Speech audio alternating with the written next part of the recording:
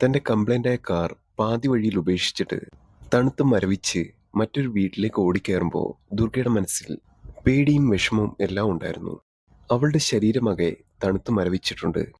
ആ ഒരു വീടിന്റെ മുന്നിൽ നിൽക്കുമ്പോഴും പുറത്തേക്കിറങ്ങി വന്ന ആ ഒരാളുടെ മുഖത്തേക്ക് നോക്കി ഇടറിയ ശബ്ദത്തോടെ ഒച്ച പോലുമില്ലാത്ത ദുർഗ അയാളോട് പറഞ്ഞു, മൈ കാർ. പക്ഷെ അത് പൂർത്തിയാക്കുന്നതിന് മുമ്പ് തന്നെ അയാൾ അവളെ അകത്തേക്ക് വിളിച്ചു.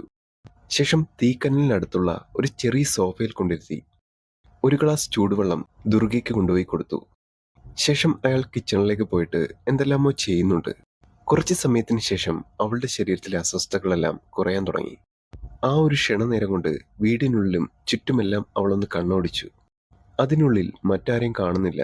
അയാൾ ഒറ്റയ്ക്കാണ് താമസം എന്നവൾക്ക് മനസ്സിലായി. ഏകദേശം 1 മണിക്കൂർ കഴിഞ്ഞു. അയാൾ ഒരു പാത്രത്തിൽ കുറച്ച് ബിരിയാണി ഉണ്ടാക്കിക്കൊണ്ടുവന്ന് ടേബിളിന്റെ മുകളിൽ വെച്ചു. വായിരിക്ക്, ഭക്ഷണം കഴിക്കാം. പെട്ടെന്ന് ദുർഗ ഒരു അത്ഭുതത്തോടെ അയാളെ നോക്കി.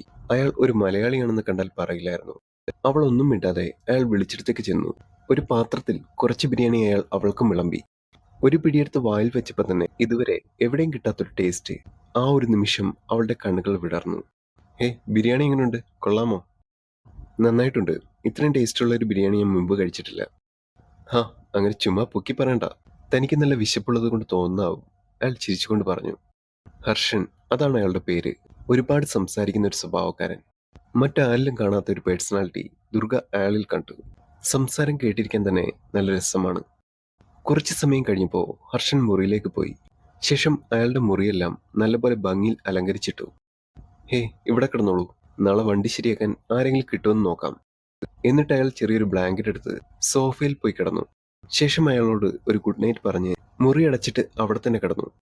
പക്ഷെ അടുത്ത ദിവസം രാവിലെ ആയപ്പോൾ പനിച്ചു വിറച്ചവൾ അങ്ങനെ കിടക്കുന്നു. കാലുകളും കൈകളും അനക്കാൻ കഴിയുന്നില്ല. വാദത്തിന്റെ വേദനയുണ്ട്. തണുപ്പ് കൂടുതലുള്ള ദിവസങ്ങളിൽ അവൾക്ക് അങ്ങനെ വരുന്നതുമാണ്. കണ്ണുകൾ അടച്ചവൾ അങ്ങനെ കിടന്നു. കുറച്ചു സമയം കഴിഞ്ഞപ്പോൾ നെറ്റിൽ ആരോ സ്പർശിക്കുന്നത് പോലെ അവൾക്ക് തോന്നി. പകുതി തുറന്ന കണ്ണുകളിൽ അത് ഹർഷനാണെന്ന് അവൾക്ക് മനസ്സിലായി. അയാൾ ഒരു ചെറിയ തുണി നനച്ച് അവളുടെ നെറ്റിയിൽ കുറച്ചുനേരം കൊണ്ടുപോയി വെച്ചു. ദുർഗ ആ നിമിഷം തന്നെ നന്നായി വിറയ്ക്കുന്നുണ്ടായിരുന്നു. ഒരു വലിയ ബ്ലാങ്കറ്റ് അയാൾ കൊണ്ടുവരുന്നതും ദുർഗയെ ബ്ലാങ്കറ്റ് ഉപയോഗിച്ച് പുതയ്ക്കുമ്പോഴും അവൾ അത് അറിയുന്നുണ്ട്. കുറച്ചു സമയത്തിന് ശേഷം അയാൾ കുറച്ച് കഞ്ഞി ഉണ്ടാക്കി കൊണ്ടുവന്നു. ഒരു തലയണ ഉയർത്തി വെച്ച് അവൾക്ക് എഴുന്നേക്കാൻ പാകത്തിന് താങ്ങിയിരുത്തി. ആ ഒരു സമയം കൈകൾ അനക്കാൻ കഴിയുന്നില്ലായിരുന്നു. പാത്രത്തിലെ ഓരോ സ്പൂൺ കഞ്ഞിയും ഹർഷൻ അയാളുടെ കൈകൾ കൊണ്ട് തന്നെ ഓരോ സ്പൂൺ വീതം കൊടുത്തു.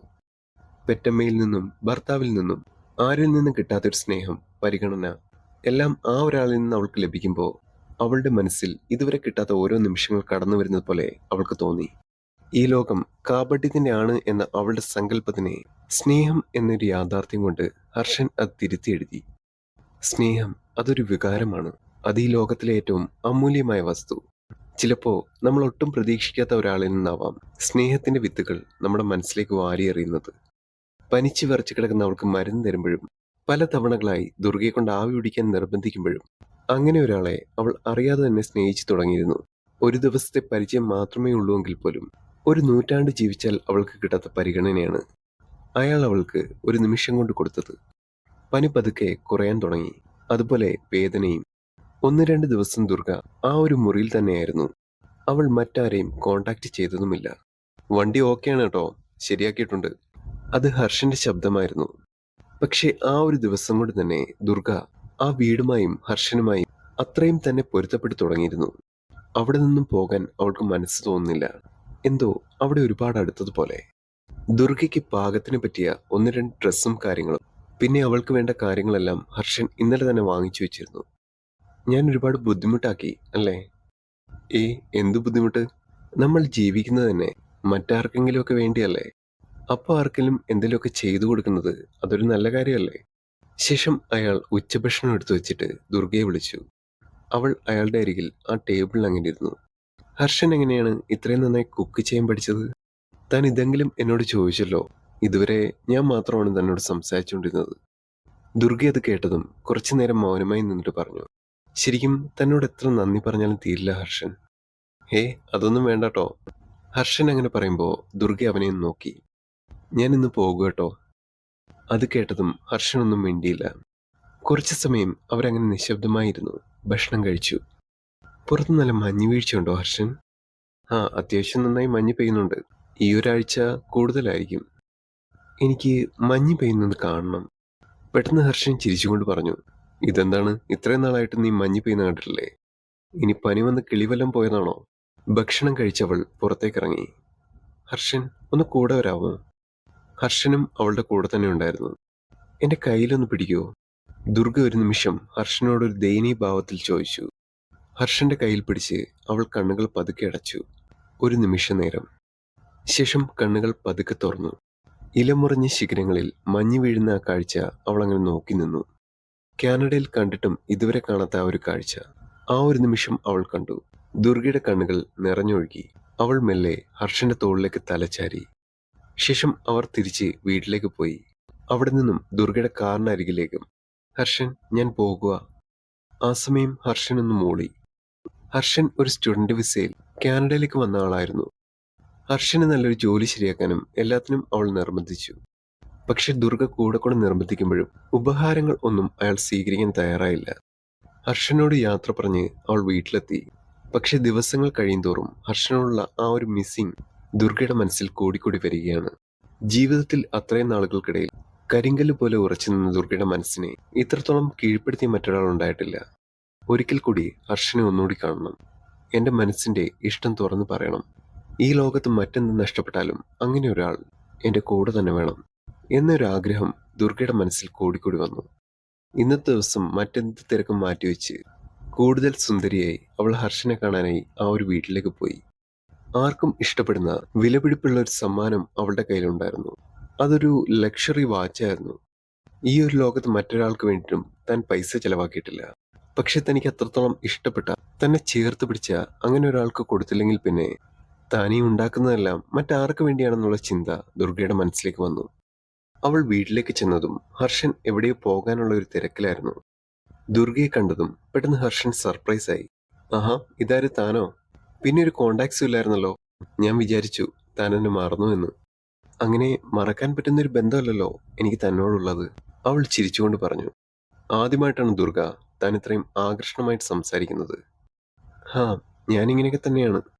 ഏതായാലും താനിന്ന് വന്നത് നന്നായി. പോകുന്നതിന് മുമ്പ് യാത്ര പറയാൻ പറ്റിയല്ലോ. ഹർഷൻ അത് പറയുമ്പോൾ ദുർഗയുടെ ശബ്ദം ഒന്നിടറി. "ഏ, എവിടെ പോകുന്നു?" "ഞാൻ നാട്ടിൽ പോകുക. എന്റെ വിവാഹമാണ് അടുത്ത മാസം. ശേഷം പിന്നെ ജർമ്മനിയിലേക്ക്." അയാൾ ഒരു പുഞ്ചിരിയോടെ അത് പറഞ്ഞു നിർത്തി. അവൾക്കത് പറഞ്ഞത് കേട്ടതും ഒന്ന് പൊട്ടിക്കരയാൻ തോന്നുന്നുണ്ടായിരുന്നു. പക്ഷെ എല്ലാം ഉള്ളിലൊതുക്കി ഒരു ദയനീയ ഭാവത്തോടെ അപ്പോൾ ഓൾ ദി ബെസ്റ്റ് എന്ന് മാത്രം പറഞ്ഞു. ശേഷം ദുർഗ അയാൾക്ക് വേണ്ടി മാറ്റിവെച്ചൊരു വാച്ച് ഹർഷന്റെ കയ്യിൽ അണിയിച്ചു കൊടുത്തു. കുറച്ച് നിമിഷങ്ങൾക്ക് ശേഷം ഹർഷൻ ബാഗ് എടുത്ത് പുറത്തേക്ക് ഇറങ്ങി. ഹർഷൻ, ഞാൻ ഡ്രോപ്പ് ചെയ്യാം. ഏയ് വേണ്ടടോ, തനിക്ക് ബുദ്ധിമുട്ടാവില്ലേ? എന്തിനാണ് ഹർഷൻ എന്നോടിങ്ങനെ? ഇതെങ്കിലും തനിക്ക് വേണ്ടി ചെയ്യാൻ എനിക്കൊരു അവസരം തന്നൂടെ? ഒരു ചെറു പുഞ്ചിരിയോടെ നിൽക്കുന്ന ഹർഷന്റെ ബാഗ് തട്ടിപ്പറിച്ചുകൊണ്ടുപോയി. അവൾ അത് കാറിലേക്ക് വെച്ചു. ശേഷം അവർ യാത്ര തുടങ്ങി എയർപോർട്ടിലേക്ക്. സ്നേഹം അതൊരു ആയുധം തന്നെയാണ്.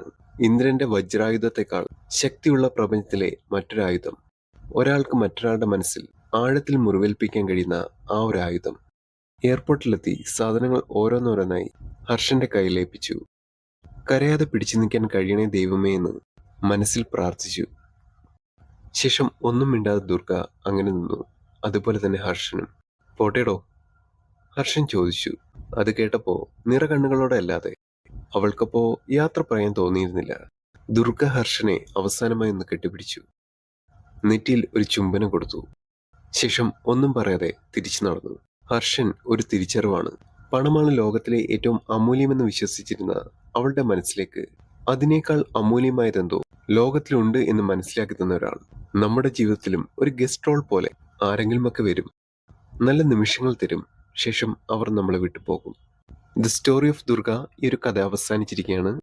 കഥ എല്ലാവർക്കും ഇഷ്ടപ്പെട്ടു എന്ന് വിശ്വസിക്കുന്നു. കഥ കേട്ട എല്ലാവർക്കും നന്ദി.